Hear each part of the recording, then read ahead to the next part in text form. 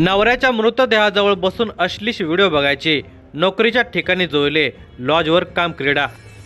आंध्र प्रदेशमधील गुंटूर जिल्ह्यातील चिलुवुरू गावामध्ये राहणारे लोकम शिवा नागराजू हे कांद्याचे व्यापारी होते। साधं राहणीमान, कुटुंबासाठी झटणारा स्वभाव आणि व्यवसायामध्ये प्रामाणिकपणा हीच त्यांची ओळख होती। 2007 साली त्यांचा विवाह लक्ष्मी माधुरी सोबत झाला। शिवनागराजू यांची आर्थिक परिस्थिती चांगली होती, स्वभावही चांगला होता। त्यातच लक्ष्मी माधुरीसारखी सुंदर पत्नी मिळाल्याने त्यांना स्वर्ग जणू 2 बोटावर आल्यासारखे वाटत होते। सुरुवातीची काही वर्षे संसार सुखासमाधानाने चाललेला होता। या दाम्पत्याला 2 मुले झाली। शिवनागराजूंनी संपूर्ण जगणेच या कुटुंबाभोवती फिरवले। काळ जसजसा पुढे सरकत गेला तसतशी पती पत्नीमध्ये एक अदृश्य दरी निर्माण होऊ लागली। याचे कारण होते शिवनागराजू यांचा व्यवसाय। त्यांच्या पत्नीला पतीचा कांद्याचा व्यवसाय मान्यच नव्हता। त्यातच या व्यवसायामध्ये मोठी मंदी आली। बायकोची नाराजी आणि व्यवसायामध्ये नुकसान यामुळे त्यांनी हा व्यवसायच बंद केला। जणू त्यांचे नुकसानीचेच दिवस होते की काय असे कळत नव्हते। कारण त्याच काळामध्ये त्यांना शेअर मार्केट ट्रेडिंगमध्येही मोठे नुकसान झाले होते। ते चांगलेच आर्थिक संकटात सापडलेले होते। दरम्यान 2 मुलांची आई झालेल्या लक्ष्मी माधुरीला एका थिएटरमध्ये तिकीट काउंटरवर काम आले। हे काम तिला गोपी या तरुणाने ऑफर केलेले होते। आता आर्थिक अडचणीच्या काळामध्ये तिला काम मिळाले होते। ती काम करण्यास तयार होते। त्यामुळे शिवनागराजू यांचे काही चालले नाही। त्यांनी पत्नीला नोकरी करण्याची परवानगी दिली। आता ती नोकरी करू लागली। येथेच या प्रकरणाला वेगळे वळण लागले होते। तिथे गेल्यानंतर गोपीबद्दल तिला अधिक माहिती मिळाली। गोपी हा उद्योजक होता। त्याने अनेक छोटे मोठे उद्योग सुरू केले होते। धडपड्या आणि बोलका गोपी रुबाबदार होता।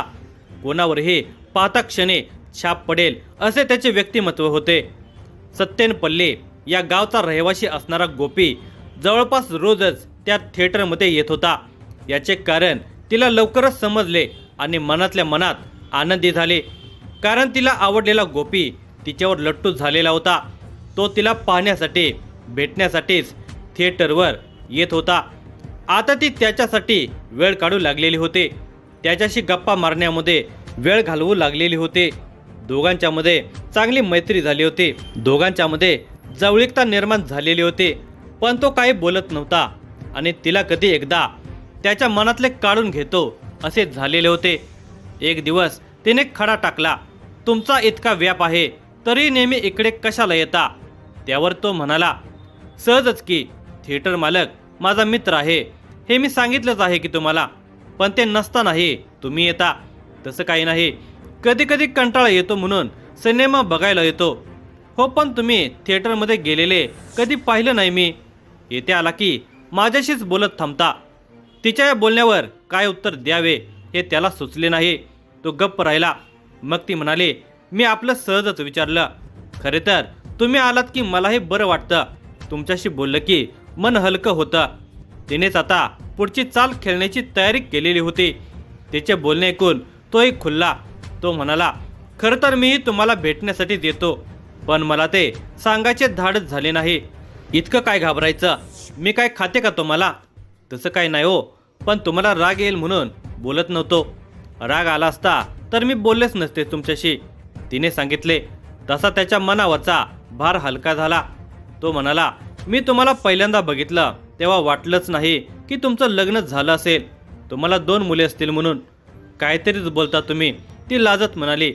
हो, खरंच तुम्हाला राग येणार नसेल तर एक सांगू का? पण तुम्ही चिडायचं नाही। सांगा की त्यात काय चिडायचं आहे? तो तिच्या कानाजवळ जात हळूच म्हणाला, मी तुला प्रपोज करणार होतो। त्याच्यावर डोळे वाटरत ती म्हणाली, काय बोलता हे? अहो, खरंच सांगतोय, पण नंतर विचार बदलला। का? का म्हणजे काय? तुमचं लग्न झालं आहे, मग कसं? मनात असतं तर कोणी गप्प राहिलं नसतं, बोलून मन मोकळं केलं असतं। ती खट्याळपणे त्याच्याकडे बघत म्हणाली। तो तिच्या डोळ्यामध्ये म्हणाला, आता सांगितले की मग असं सांगून काय फायदा? मग कसं सांगू? त्याने विचारलं। तिने उत्तर दिले, ते तुमचे तुम्ही बघा, मी काय सांगू? हसत हसत ते आपले काम करू लागले. तो काही वेळ थांबला आणि तेथून निघून गेला.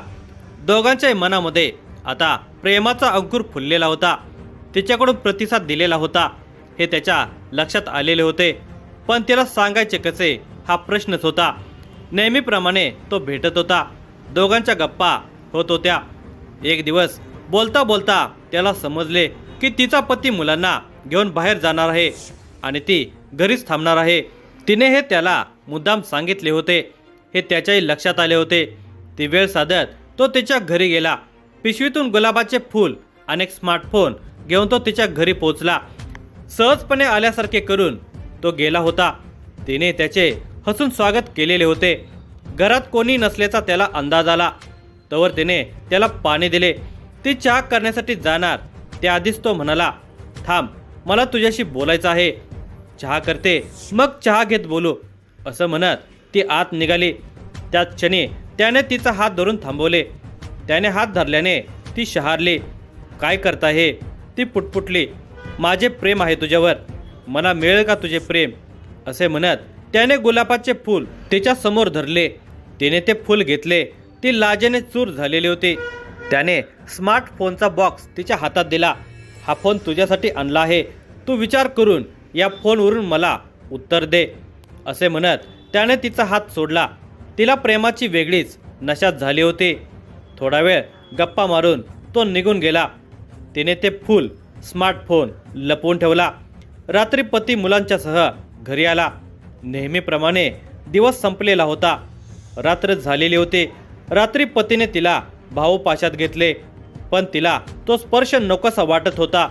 ती आता गोपी आणि तिचा नवरा शिवनाग राजू यांच्यामध्ये तुलना करू लागलेली होती. त्यात पतीपेक्षा तिला गोपीच जास्त चांगला वाटत होता. पण पतीला साथ देण्याऐवजी तिला पर्याय नव्हता. पती तिला भोगत असला तरी तिच्या मनामध्ये मात्र गोपी होता. कधी एकदा गोपीच्या भाऊपाशात जातो की असे तिला झालेले होते. तिकडे त्याची तीच अवस्था झालेली होती. ती नोकरीसाठी येत होते. तिथेच गोपीने जुगाड केले होते. थिएटर मालक त्याचा मित्र असल्याने त्याला सांगून गोपीने लक्ष्मी माधुरीला सुट्टी देण्यास सांगितले. ती येताच गोपी तिला म्हणाला, तुला सुट्टी द्यायला सांगितले आहे. सुट्टी का? मी सुट्टी घेऊन काय करू? मी तर कामावर आले आहे. हो, पण तो आता कामावर थांबायचं नाही. आपण बाहेर कुठेतरी जाऊया, गप्पा मारत बसू.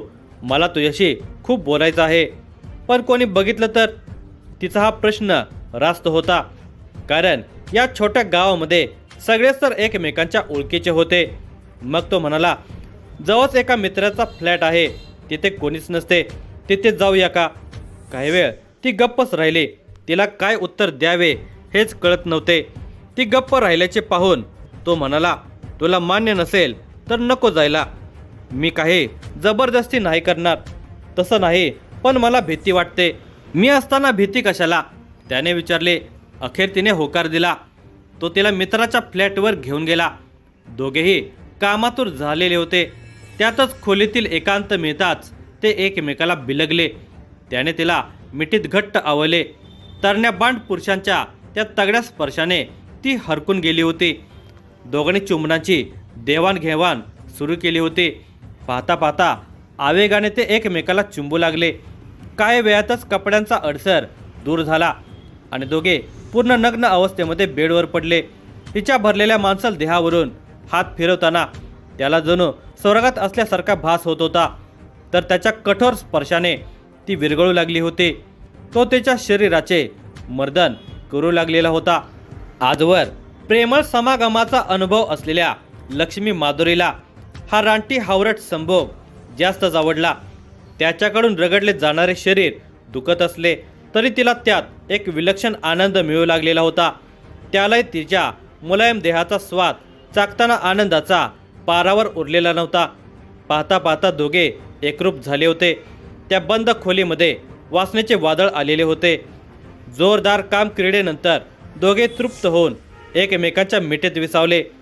हा व्यभिचार असला तरी दोघांनाही त्यातून मिळालेले सुख स्वर्गसुख वाटत होते. आता त्या दोघांची नियमित भेटण्याचे प्रेम करण्याचे ठरवले. प्रणय सुख भोगून घरी गेल्यानंतर तिला पतीचे दर्शन घडले. त्याला पाहताच तिच्या कपाळाला आट्या पडल्या. तो तिला नकोसा होता, पण पती असल्याने ती त्याला जास्त टाळू शकत नव्हते. रात्री तो तिच्या सुंदर देहाच्या सुखासाठी तिला जवळ घेत होता, तेव्हाही ती त्याला नकार देऊ शकत नव्हते. दिवसभर ती गोपीसोबत मजा करायची, पण रात्री मात्र पतीसोबत राहणे तिला नको वाटायचे. हे तिला प्रियकर गोपीला बोलून दाखवले.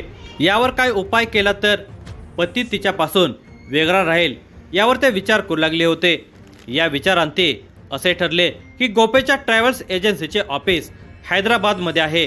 तिचे शिवनागराजूला नोकरी लावायची, त्यामुळे तो नोकरीच्या ठिकाणी म्हणजे हैदराबादला राहील. त्यामुळे गावामध्ये ते आणि गोपी यांना निवांत सुख घेता येईल.